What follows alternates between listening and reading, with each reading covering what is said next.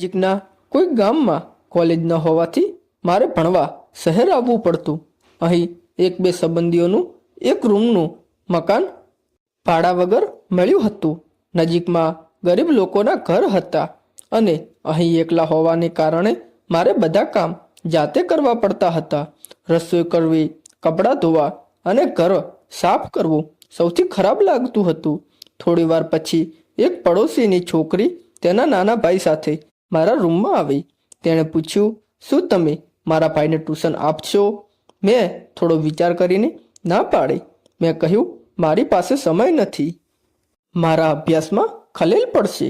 તેણીએ કહ્યું, બદલામાં હું તમારા માટે ભોજન બનાવીશ. કદાચ તે જાણતી હતી કે મારે જાતે જ ભોજન બનાવવાનું હોય છે. ત્યારે તેણે મને વધુ લલચાવીને કહ્યું કે હું વાસણ પણ સાફ કરી દઈશ. હવે હું પણ લાલચોળ થઈ ગયો અને કહ્યું કે તમે મને કપડાં ધોઈ આપો તો હું તેને શીખવીશ. તે રાજી થઈ ગઈ. હવે તે રોજ ઘરે આવવા લાગી. તેણે કામ કરતી રહે છે અને હું પોતે ભણવાની સાથે તેના ભાઈને પણ ભણાવતો હતો. તો બહુ તકલીફ નહોતી પડતી. તેનો ભાઈ હોશિયાર વર્ગમાં હતો અને તે પણ ખૂબ જ સ્માર્ટ હતો. તેથી તેણે વધારે ચિંતા કરવાની જરૂર નહોતી. કેટલીક વાર તે કરીનાને પૂછ્યા વગર ઘર સાફ કરી દેતી હતી. દિવસો આમ જ વીતતા ગયા. એક દિવસ સાંજે તે મારા ઘરે આવી અને તેના હાથમાં એક મોટી કુલ્ફી હતી. ત્યારે મેં તેને પૂછ્યું કે તે ક્યાંથી લાવી છે. તેણીએ તેના ઘરેથી કહ્યું. તેણે ઉદાસ ચહેરે જવાબ આપ્યો કે આજે વરસાદને કારણે કુલ્ફી વેચાઈ શકે નહીં. ત્યારે મેં કહ્યું, પણ તારા પપ્પા તો સમોસા અને ટિક્કી વેચે છે. તેમણે કહ્યું કે તેઓ શિયાળામાં સમોસા અને ટિક્કી અને ઉનાળામાં કુલ્ફી વેચે છે અને આજે વરસાદ પડ્યો તેથી કુલ્ફી વેચાઈ નથી. એટલે કે ઠંડીને કારણે લોકો કુલ્ફી ખાતા નથી. મેં ઊંડો શ્વાસ લીધો અને આજે મેં ગંભીર મુદ્રામાં તેની તરફ જોયું. તે તેની ઉંમર કરતાં મોટી દેખાતી હતી. સમજદાર અને નિર્દોષ. ધીમે ધીમે સમય પસાર થયો અને હું ક્યારેક ક્યારેક તેના ઘરે આવવા લાગ્યો. ઘણીવાર ખાસ કરીને કોઈ પણ તહેવાર કે તહેવાર વખતે હું તેની આંખોમાં જોતો અને હું ફક્ત તેની તરફ જોતો જ રહેતો. મને ખબર નથી કેમ સમય વીતતો ગયો અને તે દરમિયાન મને તેના વિશે કેટલીક બાબતો જાણવા મળી. જેમ કે તે ઝાડ કાપવાનું કામ કરે છે, એટલે કે ઓઢણી કે ચુન્ની પર દોરો વડે ગોળ ચળકતા ટપકા બનાવવાનું કામ કરે છે. મેં તેને ઘણી વખત કરતા જોયો હતો. એક દિવસ મેં તેને પૂછ્યું કે તે આ કામ કેમ કરે છે. તેણે હસીને કહ્યું, જો તમને પૈસા મળશે તો તમે પૈસાનું શું કરશો? મેં હમણાં જ પૂછ્યું. હું તે એકત્રિત કરું છું. કેટલા ભેગા થયા છે?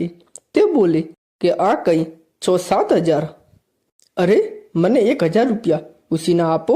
તેણીએ કહ્યું, અરે મેં હમણાં જ પૂછ્યું. જો તમે પૂછશો તો મારે નથી જોતા.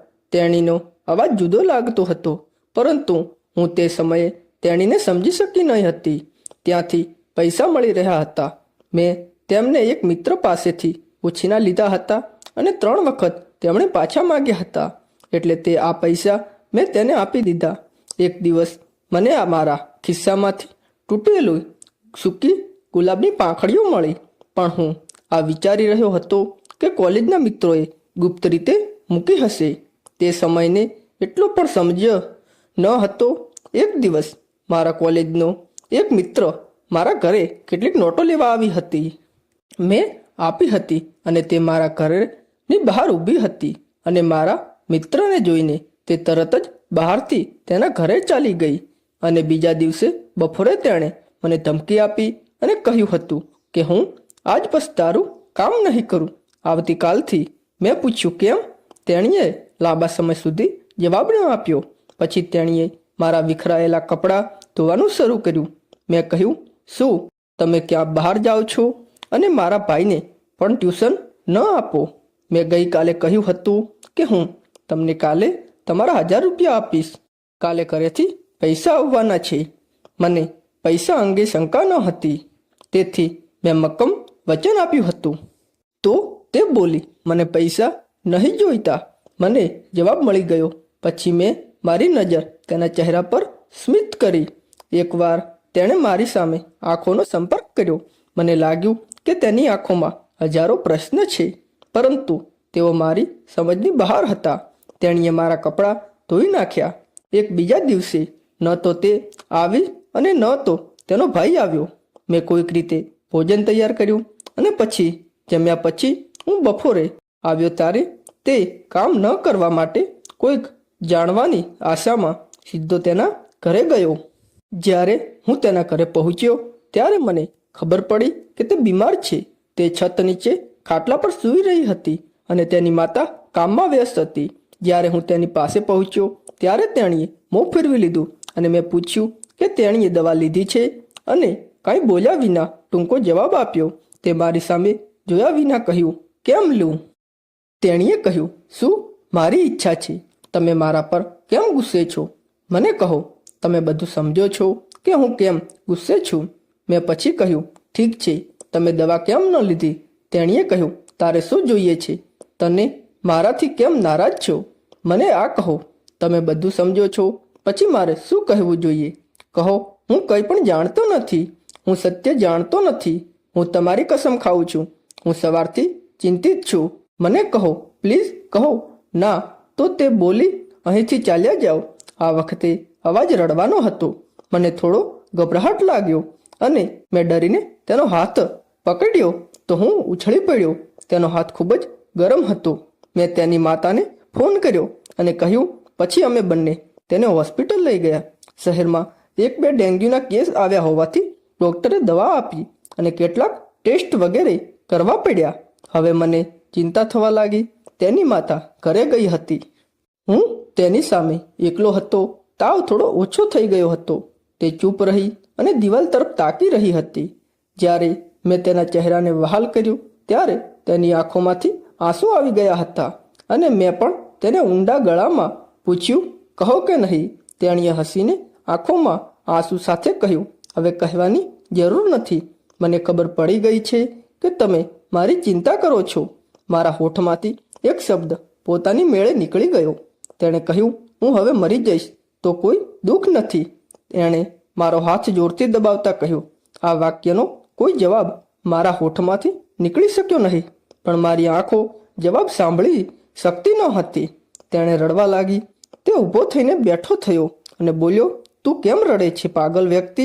મેં તારા માટે પહેલીવાર રોટલી બનાવી. તે દિવસથી હું તને પ્રેમ કરું છું. તું જ પાગલ હતો. આટલો સમય લાગ્યો, કંઈ સમજ્યો નહીં. પછી તેણીએ મારા આંસુઓ વિશે પૂછ્યું. તેના પરિવારના સભ્યો મોડા આવ્યા. રાત થઈ ગઈ હતી અને તેની હાલતમાં કોઈ સુધારો થયો ન હતો. મોડી રાત સુધીમાં તેમની બીમારીનો રિપોર્ટ આવ્યો અને ખબર પડી કે તેમને ડેન્ગ્યુ છે. આ જાણીને મારી છાતીમાં લોહીની ઉપણથી તેણીને આઘાત લાગ્યો, પરંતુ ભગવાનની કૃપાથી મારું લોહી મેચ થઈ ગયું અને મેં તેને 2 બોટલ લોહી આપ્યું. મને થોડી માનસિક શાંતિ મળી. તે રાત્રે તે બેભાન રહી. તે બેભાન અવસ્થામાં વારંવાર ઉલટીઓ કરી રહી હતી. મને 1 મિનિટ પણ ઊંઘ ન આવી. બીજા દિવસે ડૉક્ટરે તેને કહ્યું કે લોહીમાં પ્લેટેટ્સની સંખ્યા ઝડપથી ઘટી રહી છે. વધુ રક્ત આપવું પડશે. મેં મારું વધુ રક્ત દાન કરવાની વિનંતી કરી, પરંતુ રાત્રે આપવાને કારણે ડૉક્ટરે મને ના પાડી.